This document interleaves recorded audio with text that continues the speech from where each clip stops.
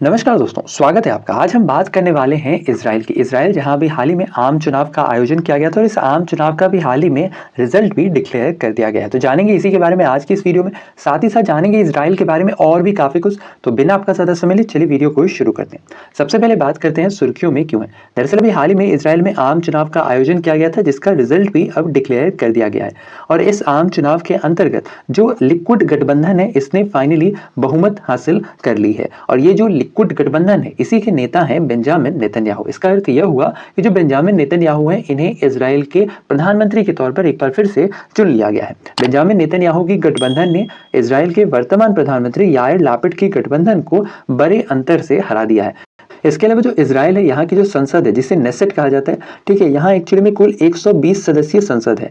ठीक है, ये एक्चुअली में कुल 120 सदस्यीय संसद है, जिनमें जो 61 का आंकड़ा है, ठीक है, ये आंकड़ा पार करना होता है सरकार बनाने के लिए। और जो नेतन्याहू की गठबंधन थी, इसने कुल 64 सीटों पर जीत दर्ज की है। 61 का ही आंकड़ा था, जीत दर्ज की है नेतन्याहू की गठबंधन ने 64 सीटों पर। ठीक है, तो फाइनली ये बहुमत में रहे और इन्हीं की सरकार अब बनेगी। जबकि जो वर्तमान प्रधानमंत्री हैं इजराइल के याइर लैपिड, इनकी गठबंधन ने कुल 51 सीटों पर जीत दर्ज की है। इसके साथ ही साथ यहाँ से समझ लो कि जो बेंजामिन नेतन्याहू है, इनकी एक्चुअली में पार्टी है, इसका नाम है लिक्विड।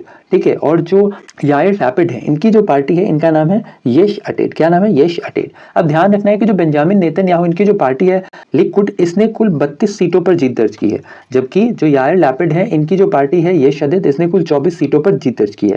ध्यान रखना है कि जो बेंजामिन नेतन्याहू है और जो लैपिड है, दोनों नहीं एक्चुअली में गठबंधन में सरकार बना रहे हैं। ठीक है, क्योंकि जो ओवरऑल का आंकड़ा है वो एटलीस्ट 61 होना चाहिए। ठीक है, तो 61 तो वैसे किसी का नहीं हो रहा है। तो इसलिए जो बेंजामिन नेतन्याहू है, इन्होंने क्या किया है, गठबंधन के साथ ही सरकार बना रहे हैं। और जो इनकी गठबंधन है, इन्हें कुल 64 सीटें मिल रही हैं। जबकि जो वर्तमान में जो इजराइल के प्रधानमंत्री हैं याइर लैपिड, इन्हें कुल 51 सीटें मिल रही है। यानी कि जो अब इजराइल में अगली सरकार बनेगी वो होगी बेंजामिन नेतन्याहू की। इसके अलावा बेंजामिन नेतन्याहू इजराइल के एज अ प्रधानमंत्री के तौर पर इनका जो कार्यकाल रहा है यह सबसे लंबा रहा है। यह इजराइल के 12 वर्षों तक प्रधानमंत्री रहे और ओवरऑल अगर मिला दिया जाए तो 15 वर्षों तक ये इजराइल के एज अ प्रधानमंत्री के तौर पर रहे हैं। इसके अलावा 73 वर्षीय बेंजामिन नेतन्याहू पिछले 15 वर्षों में इन्होंने कुल 5वीं बार प्रधानमंत्री पद की शपथ ली है।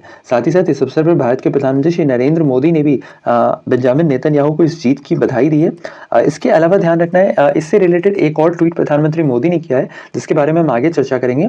इसके अलावा ध्यान रखना है कि जो इजराइल है, यहाँ पर एक्चुअली में भी हाल ही में काफी ज्यादा पॉलिटिकल इनस्टेबिलिटी थी, काफी ज्यादा राजनीतिक अस्थिरता थी। पिछले 3 वर्षों में एक्चुअली में इजराइल में हो ये रहा था कि यहाँ पिछले 3 सालों में समझ सकते हो आप 5वीं बार ये है जो वोटिंग की गई है। ठीक है, आम चुनाव की रिगार्डिंग हो क्या रहा था इजराइल में कि यहाँ जितनी भी छोटी छोटी पार्टियां थी, ठीक है, ये आपस में गठबंधन करके सरकार बना रही थी। ठीक है, और ये सरकार क्या होता था, आपसी मतभेद की वजह से फाइनली गिर जाता था, जिसके बाद वापस से इलेक्शन कराए जा रहे थे। तो ये एक्चुअली में स्थिति थी इजराइल की, जिसके बाद फाइनली अब एक बहुमत के साथ सरकार बनी है और हम उम्मीद करते हैं कि ये सरकार जो अपना टेन्योर है वो एटलीस्ट पूरा कर सके। इसके अलावा बात इजराइल की करें तो जो इजराइल है ये एक्चुअली में साउथ वेस्ट एशिया का एक देश है और यहाँ की जो राजधानी है ये तेल अवीव है। हालांकि कई जगह इसकी कैपिटल जेरूसलम भी देखने को मिलता है। ध्यान रखना है, जेरूसलम यहाँ की पुरानी कैपिटल है, न्यू कैपिटल इसकी तेल अवीव है। साथ ही साथ यहाँ की जो करेंसी है ये है इजरायली न्यू शेकेल। इसके अलावा इजराइल को मैप पर फिगर आउट करें तो ये वाला जो एरिया दिख रहा है ना, ये यहीं पर है इजराइल। बहुत ही छोटी कंट्री है। ठीक है, थोड़ा सा और जूम करें तो ये वाला जो हिस्सा है, ये ग्रीन वाला जो हिस्सा है, यही है इजराइल। ठीक है, और इजराइल के बारे में हम बात करें और भी डिटेल में तो ध्यान रखना है, इजराइल का ये वाला जो हिस्सा दिख रहा है, ये वाटर वाला हिस्सा है। ठीक है, इसे हम लोग कहते हैं भूमध्य सागर यानी मेडिटेरेनियन सी। यहाँ पर एक और हिस्सा दिख रहा होगा, ये भी वाटर वाला हिस्सा है, ये है रेड सी। ठीक है, तो इजराइल के एक तरफ है मेडिटेरेनियन सी और दूसरी तरफ है रेड सी। साथ ही साथ इजराइल के नेबरिंग कंट्रीज की बात करें तो इजराइल की जो पड़ोसी देश है, इनमें लेबनान है, सीरिया है, जॉर्डन है और इजिप्ट है। ध्यान रखना है, 4 एक्चुअली में इजराइल के नेबरिंग कंट्रीज हैं। कौन कौन? लेबनान, सीरिया, जॉर्डन और इजिप्ट है। इसके साथ ही साथ जो इजराइल है, यहाँ की जो मेन लैंग्वेज है ये हैब्रियो है। हालांकि ध्यान रखना है, जो हैब्रियो है यहाँ की आधिकारिक भाषा भी है, हैब्रियो और अरबी। ठीक है, दोनों ही यहाँ की आधिकारिक भाषा है। और ये हैब्रियो इसलिए भी इंपॉर्टेंट है ना, क्योंकि अभी हाल ही में जो प्रधानमंत्री श्री नरेंद्र मोदी हैं भारत के, ठीक है, उन्होंने बेंजामिन नेतन्याहू को तो इस भाषा यानी हैब्रू में भी लिख करके ट्वीट कर उन्हें जो है बधाई दी है। ठीक है, तो ये भी ध्यान रखना है। अब सवाल इससे भी बन सकता है कि जो हैब्रू है यह किस देश की आधिकारिक भाषा है, तो ध्यान रखना ये इजराइल की आधिकारिक भाषा है। इस भाषा के बारे में खासियत यह भी है कि हम लोग जब भी लिखते हैं तो हम लोग लिखते हैं लेफ्ट टू राइट, राइट, और ये जो भाषा है ना इसमें एक्चुअली में राइट टू लेफ्ट लिखा जाता है। ठीक है, उल्टे तरीके से इसमें लिखा जाता है। ठीक है, इसके अलावा बात इजराइल की करें तो इजराइल जो है यह वर्ष 1948 में पैलेस्टीन से अलग होकर एक स्वतंत्र देश बना था। इजराइल दुनिया का एकमात्र ऐसा देश है जो कि यहूदी देश है, जो कि यहूदियों का देश है। इजराइल वैसे तो कहलाने के लिए भारत की तरह ही एक लोकतांत्रिक देश है, लेकिन यहाँ का अपना कोई रिटन कॉन्स्टिट्यूशन नहीं है। जिस तरीके से भारत का रिटन कॉन्स्टिट्यूशन है, संविधान, लेकिन वहाँ इजराइल में एक्चुअली में जैसे ब्रिटेन या फिर न्यूजीलैंड में कोई भी रिटन कॉन्स्टिट्यूशन नहीं है, इसी तरीके से इजराइल में भी कोई भी रिटन कॉन्स्टिट्यूशन नहीं है, लेकिन इजराइल एक डेमोक्रेटिक कंट्री है। इसके अलावा इजराइल की आबादी की बात करें तो काफ़ी कम आबादी है, 92 लाख के करीब यहाँ की आबादी है। अगर इंडिया से कंपेयर करें तो ओवरऑल हम मतलब मान सकते हैं दिल्ली की जितनी आबादी है ना उतनी आबादी इजराइल की है। साथ ही साथ एरिया वाइज भी यह काफ़ी छोटा है।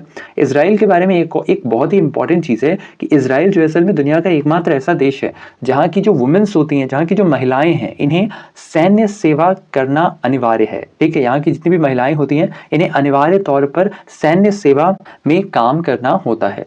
साथ ही साथ इजराइल की कुछ प्रमुख नदियों की बात करें तो यहाँ की प्रमुख नदियों में एक है जॉर्डन, एक है किशोन रिवर, यारमोक, डैन रिवर। इनमें जो जॉर्डन है यह इजराइल की सबसे लंबी नदी है। अच्छा, साथ ही साथ इजराइल के बारे में एक और चीज़ कई दफ़ा सुनने को मिलता होगा कि जो ये एक शब्द है मोशाद। ठीक है, ये शब्द कई दफ़ा आपने सुना भी होगा इजराइल के बारे में। ये क्या है, तो ध्यान रखना है ये एक्चुअली में इजराइल की एक खुफिया एजेंसी है। ठीक है, जैसे इंडिया की है ना रॉ आईबी, ठीक इसी तरीके से इजराइल की ये एक खुफिया एजेंसी है जिसका नाम है मोशाद। तो ये था हमारा आज का वीडियो। उम्मीद करते हैं कि आपको वीडियो आज का इन्फॉर्मेटिव लगा होगा। अगर पसंद आया है तो वीडियो को लाइक शेयर, चैनल पर नए हैं तो सब्सक्राइब करना बिल्कुल ना भूलें। इसके अलावा जाते जाते आपके लिए एक सवाल आज का हमारा, अभी हाल ही में इजराइल के नए प्रधानमंत्री के तौर पर किसे चुना गया है? इसका आंसर आपने हमें बताना है नीचे कमेंट सेक्शन में। तो वैसे में आज के लिए इतना ही। अपना ख्याल रखें, स्वस्थ रहें, सुरक्षित रहें। आपसे फिर अगले वीडियो में मुलाकात होगी, तब तक के लिए धन्यवाद। Goodbye, take care.